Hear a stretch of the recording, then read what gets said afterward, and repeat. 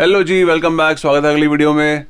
तो ये आज सबसे पहले मौसम की जानकारी, क्योंकि पिछली वीडियो में ना सनी ने एक कमेंट पढ़ा हाँ, था कि आप ना जब भी वीडियो शुरू करते हो सबसे पहले ना मौसम की का वेरवा दिया करो। वेरवा दिया करो। तो अभी इस टाइम बाहर माइनस फील्स लाइक -6, प्लस में जितना मतलब कि जो मैक्सिमम टेम्परेचर आज का था वो था +1 हाँ। और मिनिमम आज का जो है वो -10 के आसपास है। पर इस टाइम -6 है बाहर हाँ, इन टेम्परेचर। शॉर्ट कहूँ तो थोड़ी ठंड कम हो चुकी है, धीरे धीरे कम हो रही है। विंटर थोड़ी जा चुकी है क्योंकि दिन भी बड़े हो लंबे गए। हो गए पहले हैं। 4:30 बजे तक दिन खत्म हो जाता था, अंधेरा हो अब जाता था। 5:15 5:30 तक दिन थोड़ी रोशनी रहती है। तो अब जैसे धीरे धीरे विंटर जा रही है, वैसे सफाइयाँ धीरे धीरे होनी शुरू हुई हैं। पहले तो कुछ दिन पहले तक जो अपना बाहर साइड वॉक है ये पूरा स्नो से ढका हुआ था, इसके आसपास स्नो भरी पड़ी थी। तो कुछ दिन पहले यहाँ पे स्नो रिमूवल वाले लोग आए, उन्होंने कहते हैं वहाँ से साइड वॉक के आसपास सारी स्नो उठा के वो यहाँ से ले गए। अब सवाल ये है कि ये जो बर्फ़ होती है ये जाती कहाँ पे है? इकट्ठी इतनी सारी होती है पर होने का इसका किया गया जाता है कहाँ जाती है, यही आज हम देखेंगे आज की वीडियो में।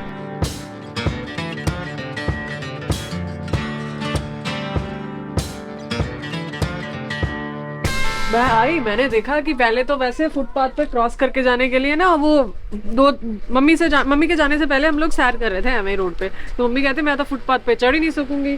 इससे भी ऊंची, इतनी ऊंची थी वो कि इस साइड पहाड़ बना हुआ था। इसके शायद पिछली वीडियो किसी में हो, देखते हैं अगर मिल जाए। तो इतना पहाड़ बना हुआ था तो उसको क्रॉस करके जाना फुटपाथ पे बड़ा मुश्किल था। तो हम कल परसों निकले तो देखा ये तो बिल्कुल सफा साफ। तो इसीलिए मुझे बड़ा वो हो गया कि कहाँ जाती है ये सारी स्नो। सो आज देख ही लेते हैं, चेक करते हैं कहाँ जाती है। थोड़ा बहुत आइडिया है हमें, बाकी एक्सप्लोर करते हैं आपके साथ ही, वरना हमें कुछ नहीं पता। ये सबको ऐसे ही होता है कि स्नो मेल्ट कर जाती होगी, क्या होता होगा, बट देखते हैं कि ये जो सिटी वाले उठा के लेके जाते हैं ये कहाँ जाते हैं। चलो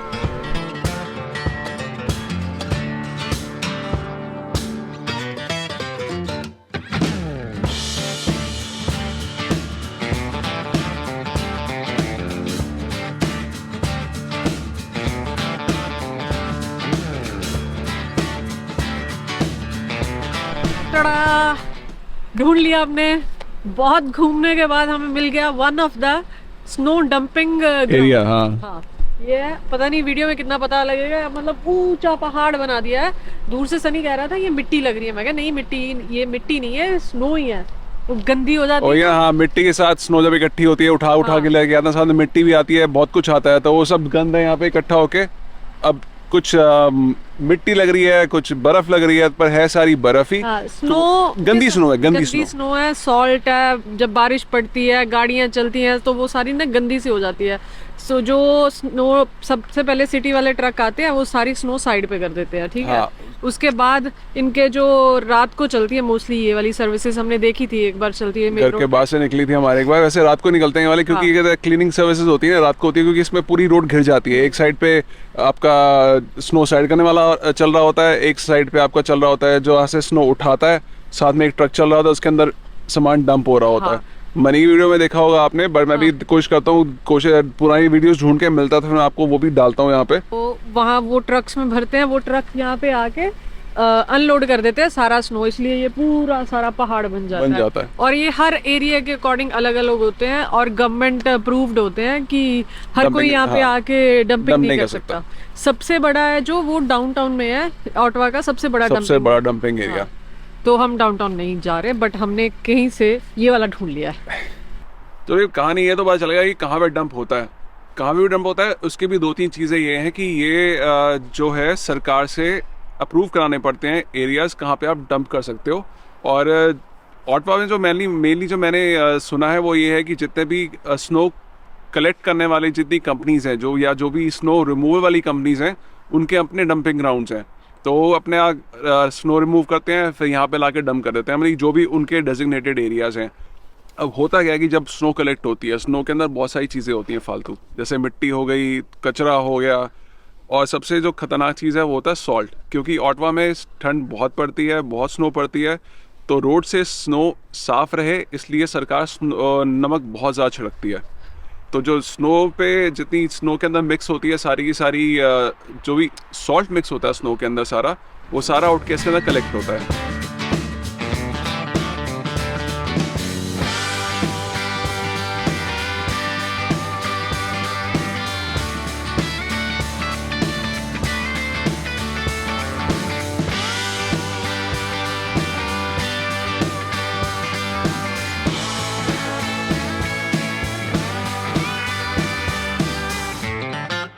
जो स्नो इकट्ठी हो गई यहाँ पे सारी, अब इसका क्या होगा? जैसे जैसे समर आती है ये सब पिघलती है और पिघल के जो भी इनके ड्रेनेज सिस्टम है वहाँ पे जाती है। अब इनके कुछ जो डेजिग्नेटेड एरियाज़ होते हैं वो ऐसा होता है कि जैसे किसी रिवर के या फिर किसी भी वाटर रिजर्वॉयर के आसपास इन्होंने रखे होते हैं। तो अब जब जैसे आप सोचो सॉल्ट वाला पानी है, ये पूरा पिघल के ऑटवा रिवर में बह के जा रहा है, तो वो मरीन लाइफ भी ख़राब करेगा और दूसरी चीज़ आसपास चीज़ें और भी ख़राब करेगा, क्योंकि उसके अंदर खाली नमक नहीं होता, उसमें और भी फालतू की गंदगी होती है। तो यहाँ पे क्या होता है कि कुछ जो डंपिंग स्टेशन होते हैं वहाँ पे उनका अपना एक वाटर क्लीनेज प्लांट्स लगे होते हैं। तो जो भी ऐसे बर्फ़ पिघल रही है, पिघल के जितना भी पानी आ रहा है वो पहले उसकी ट्रीटमेंट होती है, उसको साफ़ किया जाता है, उसको इतना साफ़ कर दिया जाता है कि एटलीस्ट वो जो किसी भी वाटर रिजर्वॉयर में अगर आप छोड़ रहे हो तो वो आसपास नुकसान ना पहुंचाए।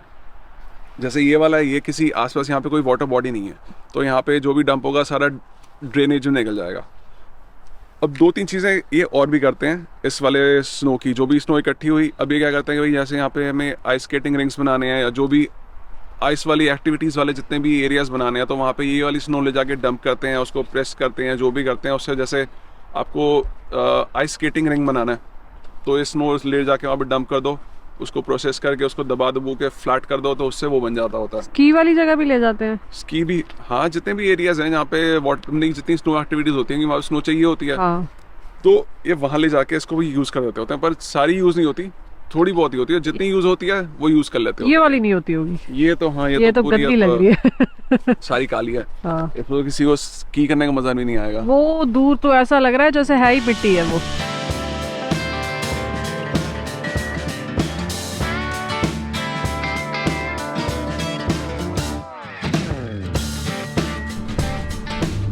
नेक्स्ट हम पहुंचे हैं छोटे वाला पहाड़ देखने। आ जाओ इधर।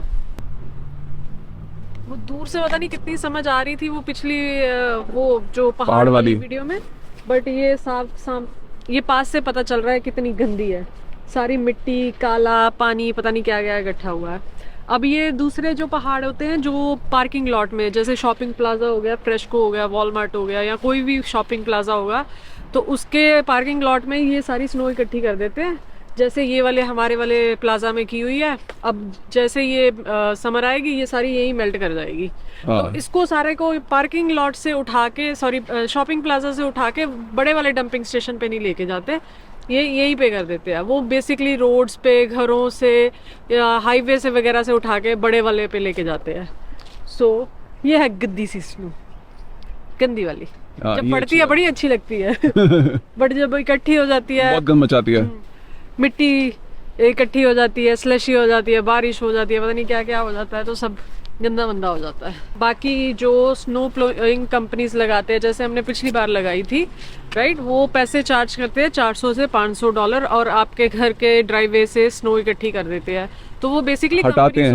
हाँ, कंपनीज होती हैं और वो भी स्नो लेके जाते हैं और कहीं पे डंप करते हैं, और वो भी हर कहीं डंप नहीं कर सकते। उनको $100,000 तक का फाइन है अगर किसी भी इलीगल जगह पे जाके डंप कर दे वो अपनी स्नो।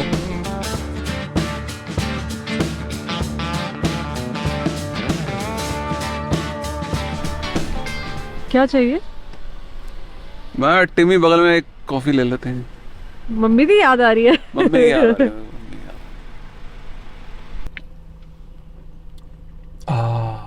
माता Shri. Did you get double or 2 cream 1 sugar? मैंने अपने लिए से डबल लिया, 2 cream 1 sugar नहीं ली मैंने। तेरे में दिमाग है बस कि डबल ज्यादा अच्छी होती है। डबल अब स्टैंडर्ड है baby, double is standard. It's just here नहीं, इट्स हेयर। नो, जीभ के स्वाद है, जीभ के स्वाद। मम्मी से भी नहीं पी जाती डबल तो। मम्मी को आदत होगी ना कि थोड़ा कम मीठा लेने की, मुझे भी याद गई नहीं है। और साथ में हमने लिया है स्पाइसी एलापिनो सेवरी पेस्ट्री।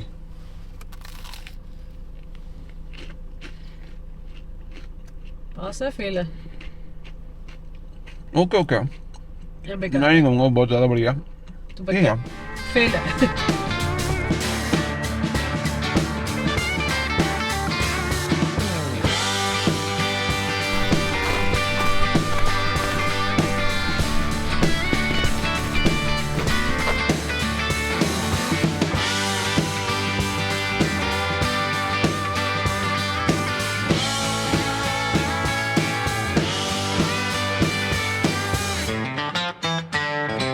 बाकी एक मोटी मोटी सी फिगर है, पूरे कनाडा में सबसे ज़्यादा जो सिटी पैसे लगाती है स्नो रिमूवल पे वो है मॉन्ट्रियल।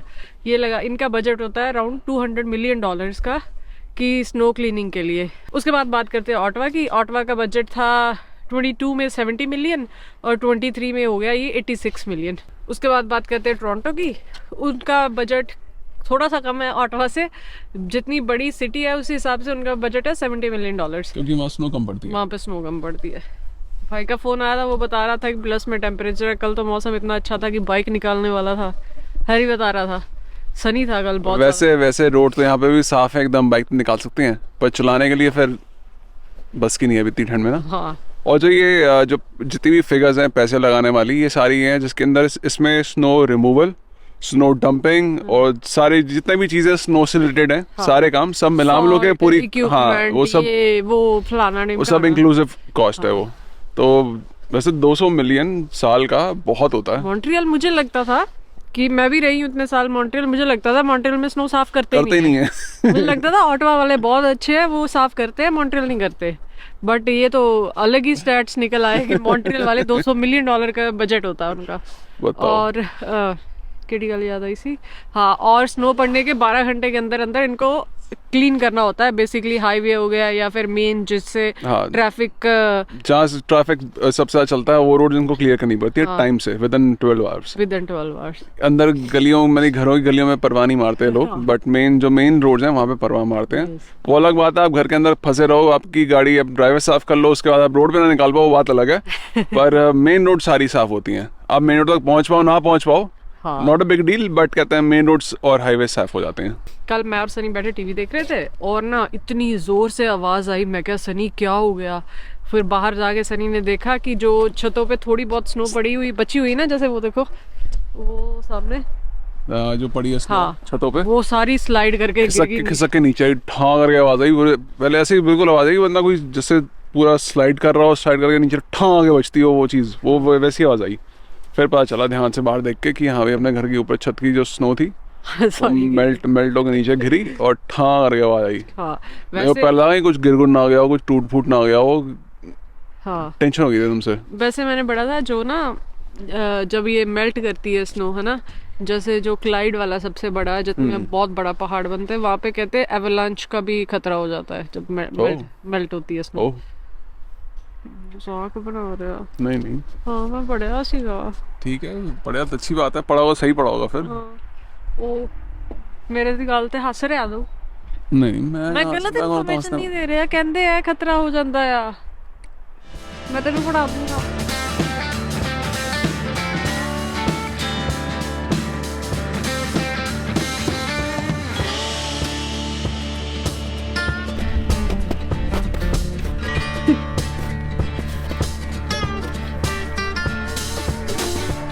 मुझे नहीं याद लास्ट टाइम मैं कब यहाँ पे आया हूँ पीछे, जब ये बैकयार्ड बनाया था। बैकयार्ड कंप्लीट होने के बाद हम पीछे नहीं आए यहाँ पे स्नो पड़ने। बस एक बार हम आए होंगे शायद, जब दीदी पाजी आए थे उनको पीछे दिखाने के लिए। उसके बाद स्नो पड़ गई, स्नो पड़ गई, हम यहाँ पीछे आए नहीं। अब जब हमने कहते हैं अपना बैकयार्ड बनाया था, तो आपको याद होगा कि हमने थोड़ा स्लांटिंग रखा था मामला, कि भाई यहाँ ऊंचा है, वो वाला एरिया बिल्कुल नीचा। रीज़न यही था कि जब ये बर्फ़ पिघलेगी, पिघल के ये उस डायरेक्शन में जाएगी, क्योंकि कहते हैं जो नीचे वाटर कलेक्टिंग पाइप जो है वो कहीं सेंटर में है, मतलब कि उस स्लॉट के और इस स्लॉट के सेंटर में, जो भी ये वाला अपना फेंस है, इसके बिल्कुल नीचे ही एक पाइप जा रहा है, जो कि वाटर कलेक्ट होके जो नीचे जाता होता है अपना सीवर वीवर में, वहीं से निकल के जाता है। तो घरों का हिसाब ये इस हिसाब से बनाते होते हैं कि भाई जो भी बर्फ़ पिघले एक तरफ निकलती जाए, इसलिए उस साइड घर थोड़े ऊंचे होंगे, उधर एंड वाला घर सबसे नीचे है। तो ये चीज़ इसलिए ध्यान में रखी जाती है। और वैसे अब तो खैर काफ़ी सही हो गया मामला। देखो बर्फ़ है नीचे काफ़ी, पर बर्फ़ इतनी हार्ड हो चुकी है कि मैं खड़ा हूँ फिर भी दब नहीं रही। मामला अब हटना शुरू हो गया, पर नहीं तो यहाँ पे इतनी बर्फ़ पड़ी हुई थी, हम नीचे पीछे आए नहीं, हमने कोई यहाँ पे कोई सफाई करी नहीं।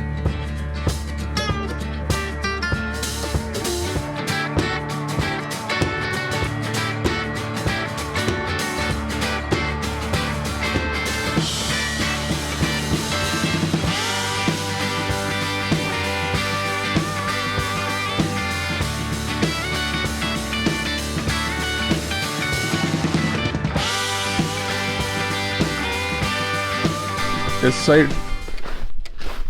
दरवाजे के यहाँ पे कम है बर्फ, क्योंकि इसके ऊपर से हटानी ही चाहिए हमें। किसके ऊपर से? वो ऊपर से पाइप आ रही है, वो नीचे जा रहा होगा, मैं हाथ से उठाऊंगा नहीं। कोई डंडा है तेरे पास?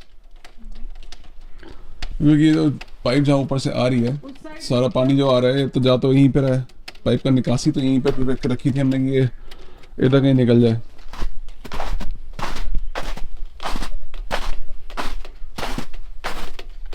वही है, पिघल गया जो पानी आ रहा होगा यहाँ पे, पर यहाँ बाहर आने से पहले अंदर जम गया मामला।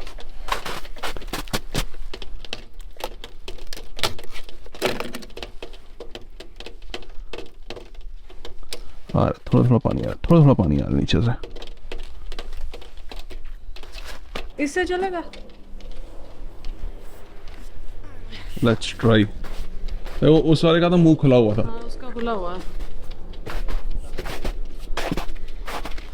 मुझे याद नहीं है कहाँ तक था।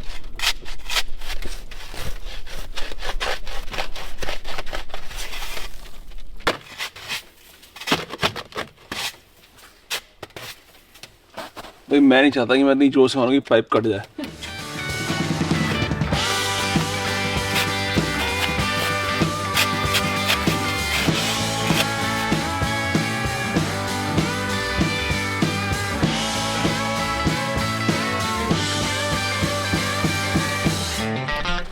टपक टपक तो रहा है पर निकल जा रहा है। हाँ थोड़ा थोड़ा तो आ ही रहा है, हल्का हल्का।